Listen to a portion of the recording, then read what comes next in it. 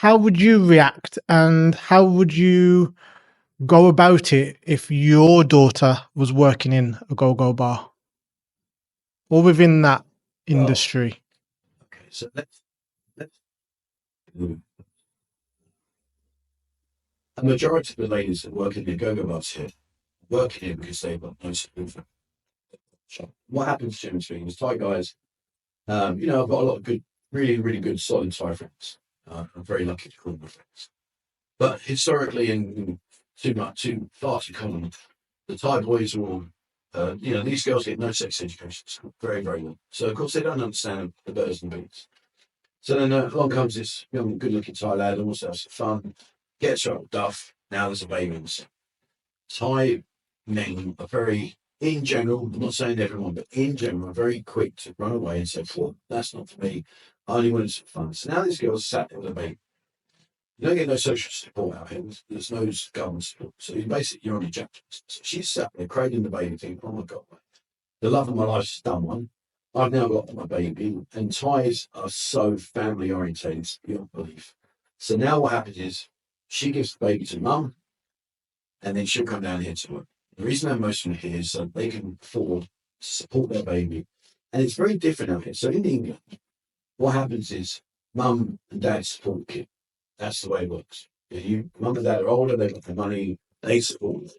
Out here, it's the reverse. The elderly people out here, like for instance, my wife's mum's pension every month, 700.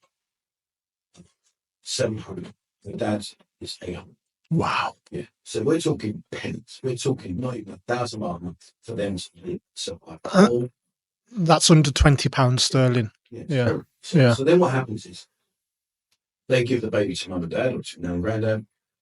They come down here to work. Now, most of the girls here are working. If you walk around the go-go bars, or the bars inside the bar scene itself, you walk around and you say to every girl, have you got any baby? And is the father still with you? I'd say 8 out of 10 will say, yes, I have a baby. No, I don't. It's good. So what do? They have to come down here and work. So if it's my daughter, I'm not going to lie, it would be very unsettling because I wouldn't want it, because I'm English. So my natural reaction is to take care of my daughter, not for her to go out and do what she's got to do to take care of me. So I would take care of my daughter. But if I had no choice and she had to come and work, you see, this is another thing as well, right? So one of the things I've learned over the years being up here is we associate sex as being a meaningful, loving, bonding thing that goes on between a man and a woman because they just love each other. The reality is, it's just sex. It's just something that happens. You walk away with a smile. She walks away with a smile. Happy days. It's just something that we do. It's like brushing your teeth. You brush your teeth in the morning. You brush your teeth at night. Well, that's it. It's just brushing your teeth. Or if you have sex, it's just a transaction between two willing people. So again, it's associating myself away from the emotions of that situation between two people. If it's my daughter, I'd say come down and fleece it. Fleece every guy. Promise him the world and deliver zero and take every single bar. Because that's it is what it is. But if I could send my daughter down here, well, I wouldn't do it because I'd take care of her. But you put me in a really horrible position. I want my daughter to come down here, but if I had to send her down here, God, if I had to, then I would just say to her, listen, keep your wits about you. Don't put yourself in any vulnerable position. Make sure that your accomplishments the whole time. Make sure that wherever you're going to go, you've got a point of contact. And don't do anything that you don't want to do. Make sure, you take protection. Don't come back with another baby. Make sure you take yourself seriously. So, yeah, I mean,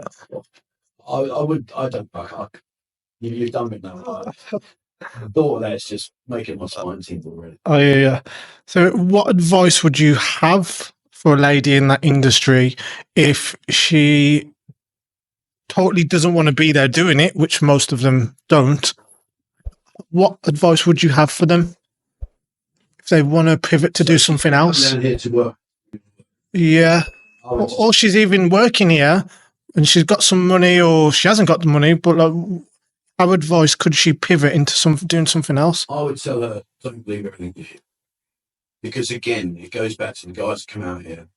And, I can only sort of like relate this back to say being in London. So some of the clubs you go to in London, you need to be earning big bucks before you can even get through them. You need to be well established. And there's certain clubs that I used to go to because I was okay financially. You're talking like big. So the girls that came in there, it makes me laugh. Like people judge these girls here in return and say, oh, they're just out for money.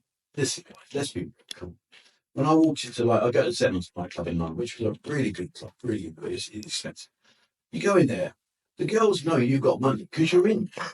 And the girl walks up and says, hi, what's your name? Basically, can I take you home tonight, shaggy, and you're going to take care of me for the rest of my life because you've got a nice fast car outside, blah, blah, blah. It's out here, they don't do all that stuff. All that's gone. It's just, hi, buy me a drink, do you want to go? So, when girls come out here, these guys, sometimes we call them the 2 week millionaires. How many guys out here are ex-SAS? How many guys out here are ex-airline pilots or ex-astronauts? All these high-profile jobs that they think they need to say to the girl to impress her so that she wants to spend time with them. But when you're saying I'm ex-airline pilot, she's in the back of my going,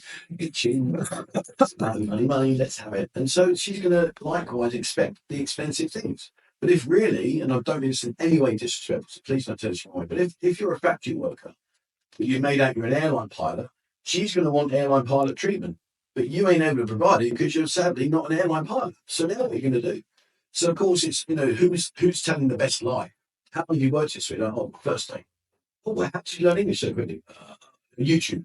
Really? So it's your first day and you can speak English? Wow, that's amazing. Of course it's not my first day. Let's not be stupid about it. But she's playing the game. What you do for her? No. Steven Spielberg's personal director, whatever.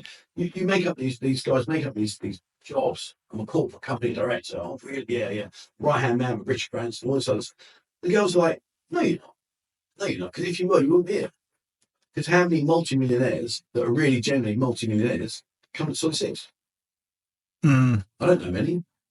I know wealthy men, but I don't know multimillionaires coming. I'm not saying that they can't, but the likelihood of a guy like me that's living in London that's got a bit of money comes out here to enjoy themselves, it's far more than if I was a multi-millionaire. If we're a multi-millionaire, I'm going to be a yacht in the middle of the Caribbean with a surrounding 20 beauties. I don't need to go to Sussex.